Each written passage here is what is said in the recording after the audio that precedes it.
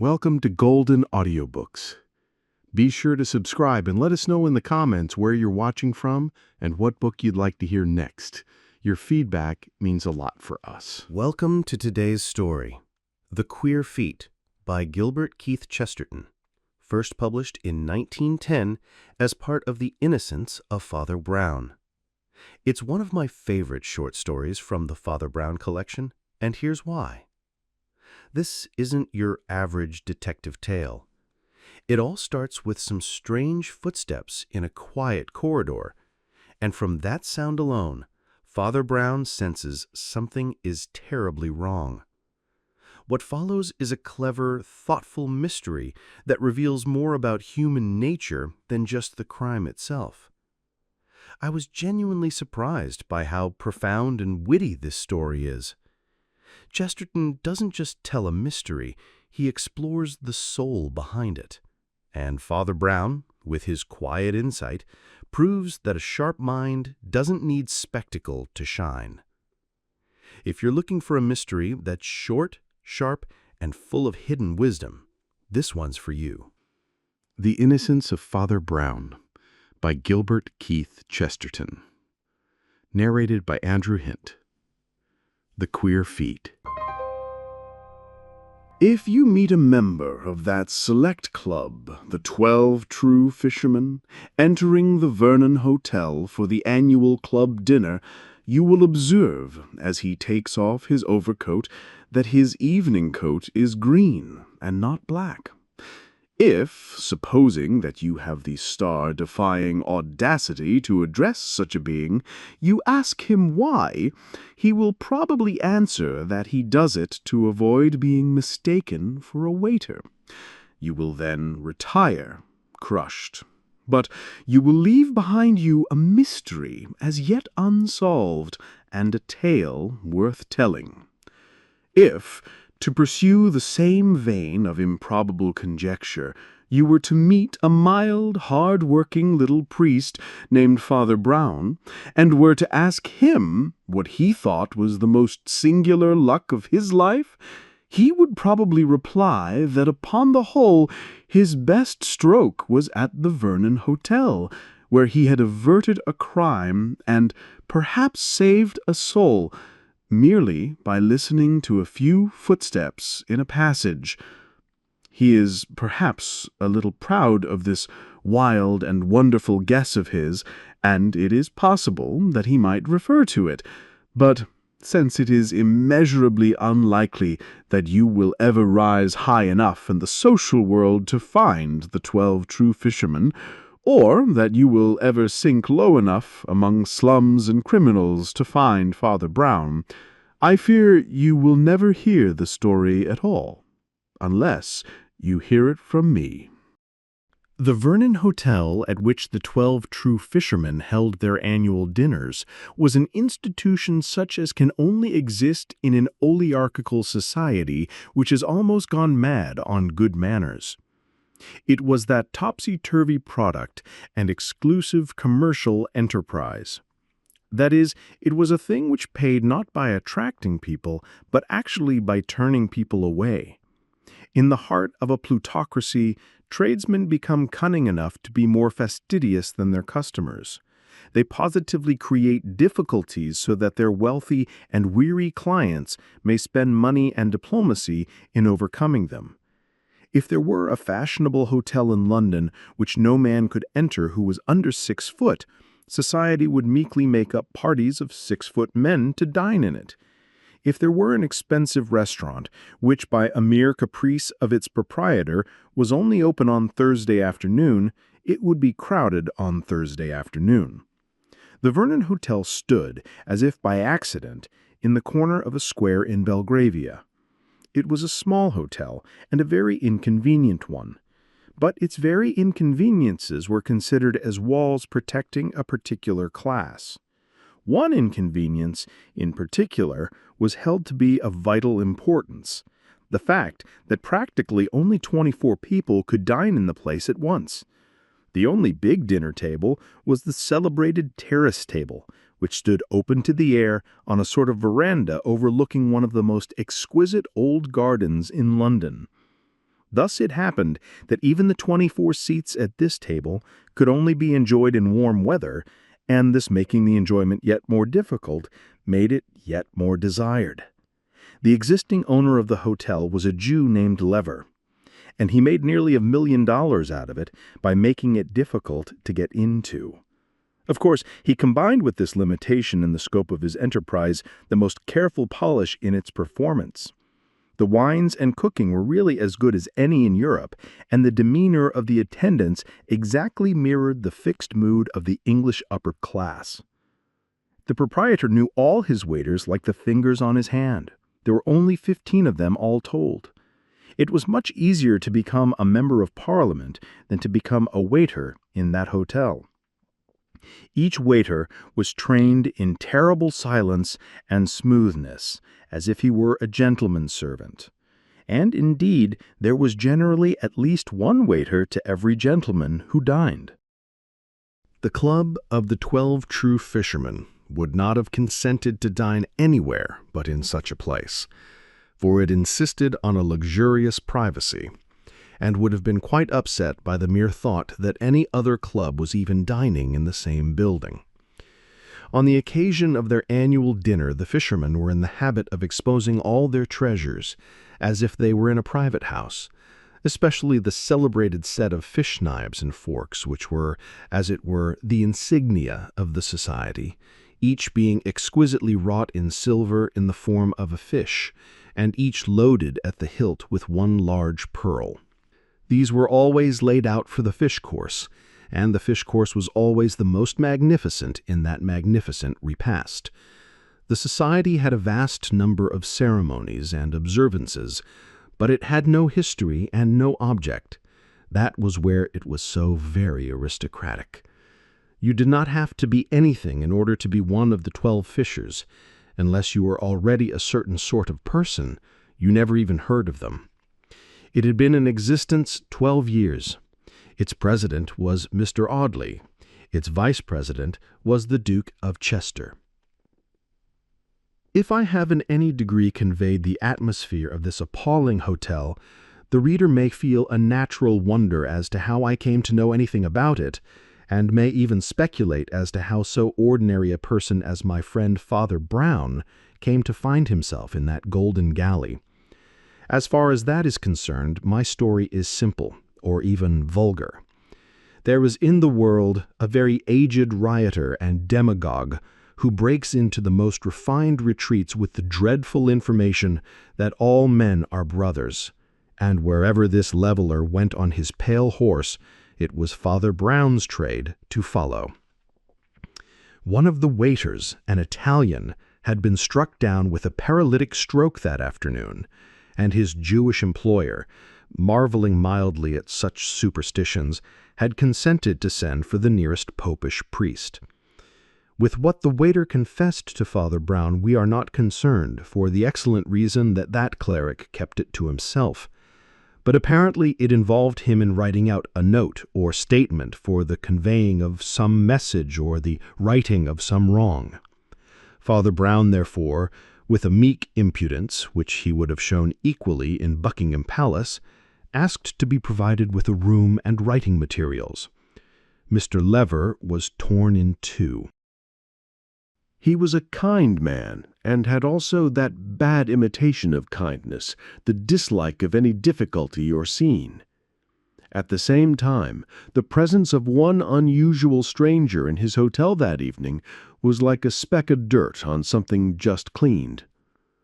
There was never any borderland or anteroom in the Vernon Hotel, no people waiting in the hall, no customers coming in on chance. There were 15 waiters. There were 12 guests. It would be as startling to find a new guest in the hotel that night as to find a new brother taking breakfast or tea in one's own family. Moreover, the priest's appearance was second-rate, and his clothes muddy. A mere glimpse of him afar off might precipitate a crisis in the club. Mr. Lever at last hit on a plan to cover, since he might not obliterate, the disgrace. When you enter, as you never will, the Vernon Hotel, you pass down a short passage decorated with a few dingy but important pictures, and come to the main vestibule and lounge, which opens on your right into passages leading to the public rooms, and on your left to a similar passage pointing to the kitchens and offices of the hotel. Immediately on your left hand is the corner of a glass office, which abuts upon the lounge, a house within a house, so to speak, like the old hotel bar which probably once occupied its place. In this office sat the representative of the proprietor. Nobody in this place ever appeared in person if he could help it. And just beyond the office, on the way to the servants' quarters, was the gentleman's cloakroom, the last boundary of the gentleman's domain. But between the office and the cloakroom was a small private room without other outlet, sometimes used by the proprietor for delicate and important matters such as lending a duke £1,000 or declining to lend him sixpence. It is a mark of the magnificent tolerance of Mr. Lever that he permitted this holy place to be for about half an hour profaned by a mere priest, scribbling away on a piece of paper. The story which Father Brown was writing down was very likely a much better story than this one, only it will never be known. I can merely state that it was very nearly as long, and that the last 2 or 3 paragraphs of it were the least exciting and absorbing. For it was by the time that he had reached these that the priest began a little to allow his thoughts to wander, and his animal senses, which were commonly keen, to awaken. The time of darkness and dinner was drawing on. His own forgotten little room was without a light, and perhaps the gathering gloom, as occasionally happens, sharpened the sense of sound. As Father Brown wrote the last and least essential part of his document, he caught himself writing to the rhythm of a recurrent noise outside, just as one sometimes thinks to the tune of a railway train. When he became conscious of the thing, he found what it was, only the ordinary patter of feet passing the door, which in a hotel was no very unlikely matter. Nevertheless, he stared at the darkened ceiling and listened to the sound. After he had listened for a few seconds dreamily, he got to his feet and listened intently, with his head a little on one side. Then he sat down again and buried his brow in his hands, now not merely listening, but listening and thinking also. The footsteps outside at any given moment were such as one might hear in any hotel, and yet, taken as a whole, there was something very strange about them. There were no other footsteps. It was always a very silent house, for the few familiar guests went at once to their own apartments, and the well-trained waiters were told to be almost invisible until they were wanted. One could not conceive any place where there was less reason to apprehend anything irregular. But these footsteps were so odd that one could not decide to call them regular or irregular. Father Brown followed them with his finger on the edge of the table, like a man trying to learn a tune on the piano. First, there came a long rush of rapid little steps, such as a light man might make in winning a walking race. At a certain point, they stopped and changed to a sort of slow, swinging stamp, numbering not a quarter of the steps, but occupying about the same time. The moment the last echoing stamp had died away, would come again the run or ripple of light, hurrying feet, and then again the thud of the heavier walking. It was certainly the same pair of boots, partly because, as has been said, there were no other boots about, and partly because they had a small but unmistakable creak in them. Father Brown had the kind of head that cannot help asking questions, and on this apparently trivial question his head almost split. He had seen men run in order to jump. He had seen men run in order to slide. But why on earth should a man run in order to walk? Or again, why should he walk in order to run? Yet no other description would cover the antics of this invisible pair of legs. The man was either walking very fast down one half of the corridor in order to walk very slow down the other half, or he was walking very slow at one end to have the rapture of walking fast at the other. Neither suggestion seemed to make much sense. His brain was growing darker and darker, like his room. Yet, as he began to think steadily, the very blackness of his cell seemed to make his thoughts more vivid. He began to see, as in a kind of vision, the fantastic feet capering along the corridor in unnatural or symbolic attitudes. Was it a heathen religious dance, or some entirely new kind of scientific exercise? Father Brown began to ask himself with more exactness what the steps suggested. Taking the slow step first, it certainly was not the step of the proprietor. Men of his type walk with a rapid waddle, or they sit still. It could not be any servant or messenger waiting for directions. It did not sound like it. The poorer orders in an oligarchy sometimes lurch about when they are slightly drunk, but generally, and especially in such gorgeous scenes, they stand or sit in constrained attitudes. No, that heavy yet springy step with a kind of careless emphasis, not specially noisy, yet not caring what noise it made, belonged only to one of the animals of this earth. It was a gentleman of Western Europe, and probably one who had never worked for his living. Just as he came to this solid certainty, the step changed to the quicker one and ran past the door as feverishly as a rat. The listener remarked that though this step was much swifter, it was also much more noiseless, almost as if the man were walking on tiptoe. Yet it was not associated in his mind with secrecy, but with something else, something that he could not remember. He was maddened by one of those half-memories that make a man feel half-witted. Surely he had heard that strange, swift walking somewhere. Suddenly, he sprang to his feet with a new idea in his head and walked to the door. His room had no direct outlet on the passage, but let on one side into the glass office, and on the other into the cloakroom beyond. He tried the door into the office and found it locked.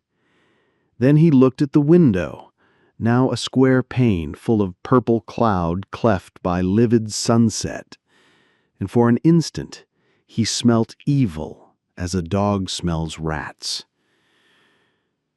The rational part of him, whether the wiser or not, regained its supremacy. He remembered that the proprietor had told him that he should lock the door and would come later to release him. He told himself that 20 things he had not thought of might explain the eccentric sounds outside.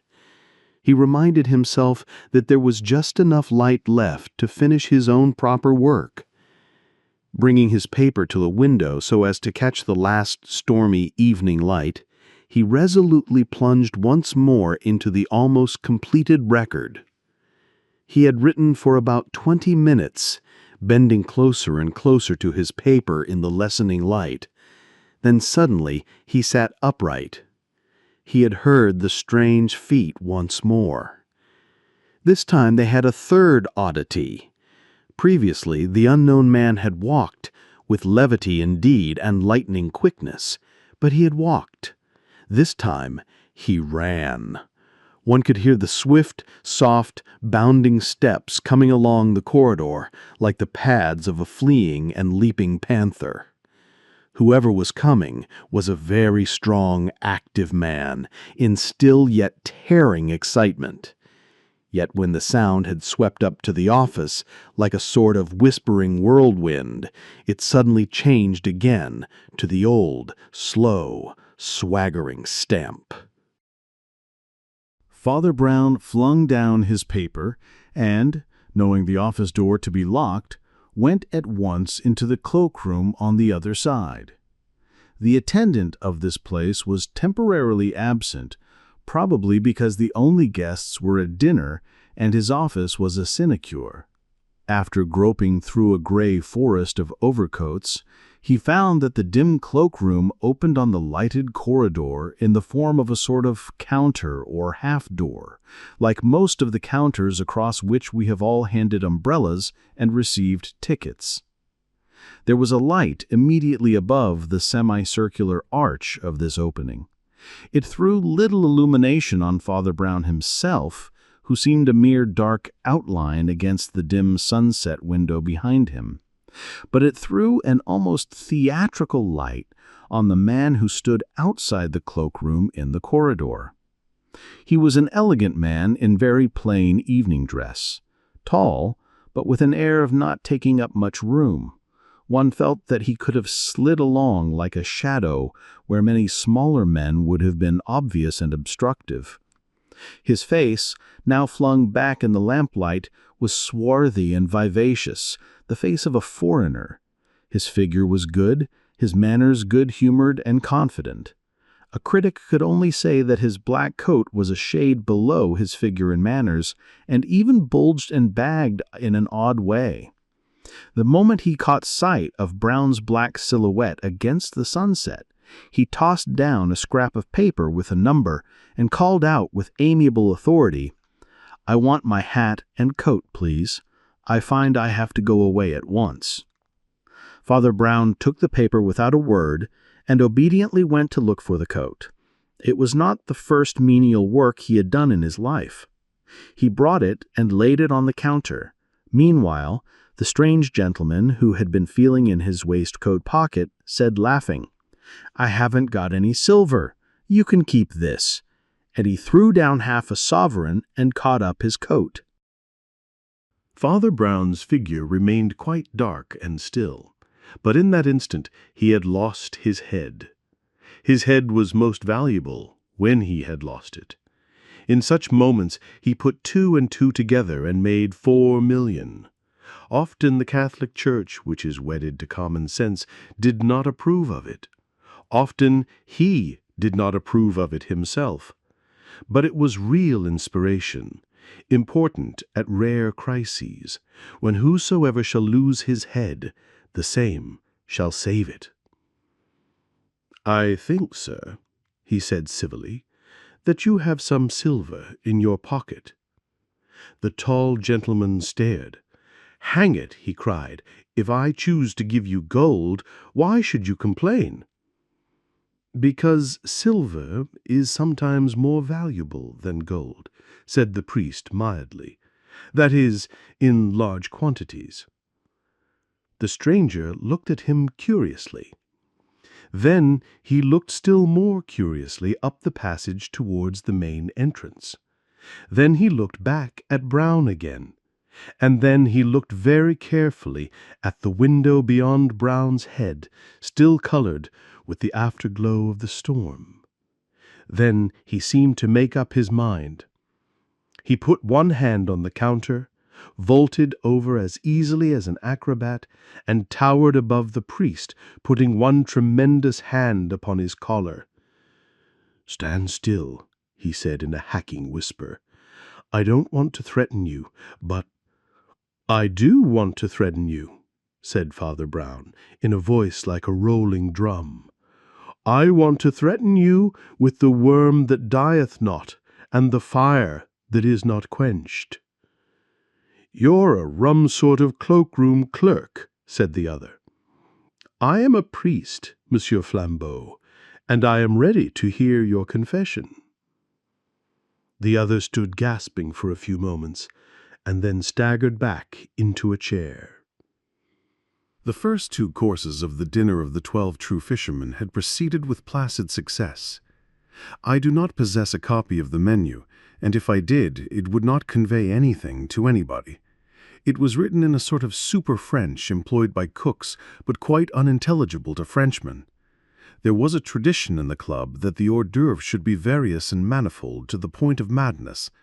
They were taken seriously because they were avowedly useless extras, like the whole dinner and the whole club. There was also a tradition that the soup course should be light and unpretending, a sort of simple and austere vigil for the feast of fish that was to come. The talk was that strange slight talk which governs the British Empire, which governs it in secret, and yet would scarcely enlighten an ordinary Englishman even if he could overhear it. Cabinet ministers on both sides were alluded to by their Christian names with a sort of bored benignity. The radical Chancellor of the Exchequer, whom the whole Tory party was supposed to be cursing for his extortions, was praised for his minor poetry or his saddle in the hunting field. The Tory leader, whom all Liberals were supposed to hate as a tyrant, was discussed and, on the whole, praised as a Liberal. It seemed somehow that politicians were very important, and yet anything seemed important about them except their politics. Mr. Audley, the chairman, was an amiable elderly man who still wore Gladstone colors. He was a kind of symbol of all that phantasmal and yet fixed society. He had never done anything, not even anything wrong. He was not fast, he was not even particularly rich. He was simply in the thing, and there was an end of it. No party could ignore him, and if he had wished to be in the cabinet, he certainly would have been put there. The Duke of Chester, the vice president, was a young and rising politician. That is to say, he was a pleasant youth with flat fair hair and a freckled face, with moderate intelligence and enormous estates. In public, his appearances were always successful, and his principle was simple enough. When he thought of a joke, he made it, and was called brilliant. When he could not think of a joke, he said that this was no time for trifling, and was called able. In private, in a club of his own class, he was simply quite pleasantly frank and silly, like a schoolboy. Mr. Audley, never having been in politics, treated them a little more seriously. Sometimes he even embarrassed the company by phrases suggesting that there was some difference between a liberal and a conservative. He himself was a conservative, even in private life. He had a roll of gray hair over the back of his collar, like certain old-fashioned statesmen, and seen from behind he looked like the man the empire wants. Seen from the front he looked like a mild, self-indulgent bachelor, with rooms in the Albany, which he was. As has been remarked, there were 24 seats at the terrace table and only 12 members of the club. Thus they could occupy the terrace in the most luxurious style of all, being ranged along the inner side of the table, with no one opposite, commanding an uninterrupted view of the garden, the colors of which were still vivid, though evening was closing in somewhat luridly for the time of year. The chairman sat in the center of the line, and the vice president at the right-hand end of it.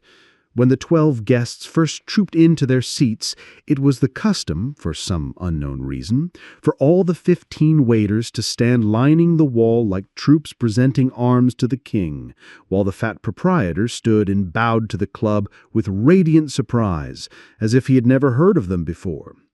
But before the first chink of knife and fork, this army of retainers had vanished. Only the 1 or 2 required to collect and distribute the plates darting about in deathly silence. Mr. Lever, the proprietor, of course, had disappeared in convulsions of courtesy long before. It would be exaggerative, indeed irreverent, to say that he ever positively appeared again. But when the important course, the fish course, was being brought on, there was, how shall I put it, a vivid shadow, a projection of his personality, which told that he was hovering near. The sacred fish course consisted, to the eyes of the vulgar, in a sort of monstrous pudding, about the size and shape